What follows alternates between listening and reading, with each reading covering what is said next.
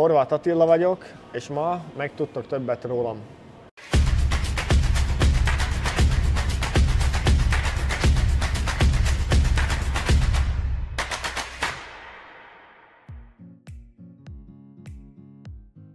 Pocok vznikla prezývka tak, že ako keď som mal 5 rokov, som začal hrať za Šamorín a ešte som nemal futbalový výstroj, tak môj bratranec, ktorý tu už hrával, tak mi požičal svoj dres, na ktorom bola prezývka už jeho Pocok. A najprv som bol z počiatku malý Pocok, teraz ma už viac menej poznajú pod touto prezývkou. Ja hovorím, že ja som veľmi inteligentný človek, takže v nejakej miere bláznim, áno.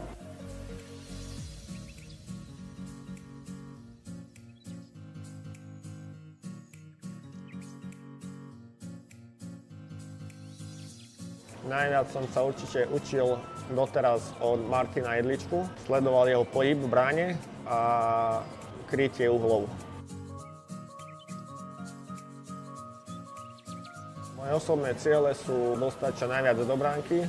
Ja urobím preto maximum a určite ako tým pôjdeme od zápasu k zápasu, aby sme získali čo najviac bodov a boli úspešní, aby sme bavili divákov.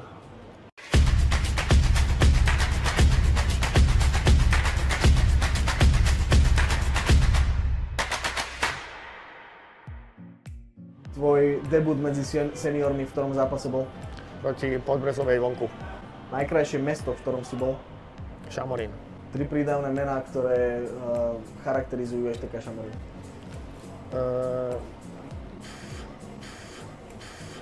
Bielý, modrý, motivovaný. 3 prídavné mená, ktoré charakterizujú Pocoka, Horváta.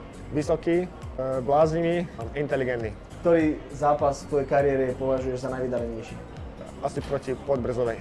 Keď máš zápas a súťažný zápas, čo najradšej raňajkuješ? Kakový koláč. Tvoj idol medzi golmanmi? Manuel Neuer. Spoluhráč s najlepšou kondíciou? Lukáš Leginus. Kto najčastejšie meška na tréning z kádra EŠTK? Robotárči. Čaj či káva? Čaj. Hotdog s horčicou alebo kečupom? Horčica. Zimná či letná príprava? Letná. Keby som nebol futbalista, bol by som? MMA. Vieš po slovensky lepšie alebo po maďarsky? Po maďarsky. Keby si mal vybrať, bol by si lepší spevák alebo tanečník? Spevák. Ukážeš nám to? Nie.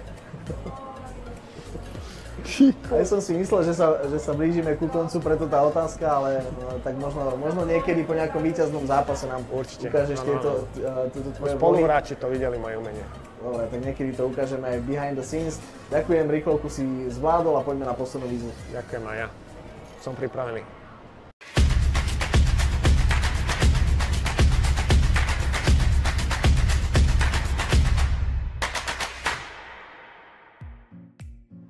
Tá naša rýchlovka sa dnes trošku pretiahla a tebe už pristal na stole aj obed, ale predtým ešte ťa teda pozývam do poslednej výzvy, ktorá aj v tvojom prípade bude trošku zmenená.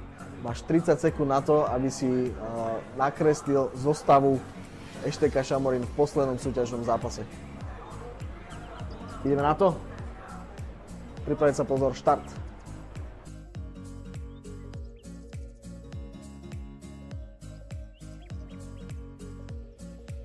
Stop, poďme si to skontrolovať. 1, 2, 3, 4, 5, 6, 7 hráčov. To by sme asi nad Puchovom nevyhrali 6-1.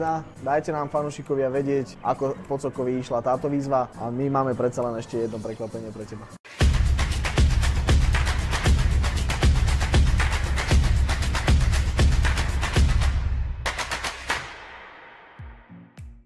Musíme ťa predsa len porovnať aj s tvojimi spoluhráčmi, takže 30 sekúnd na to, aby si napísal čo najviac spoluhráčov v aktuálnom kádri. Pripraviť sa, ideme na to.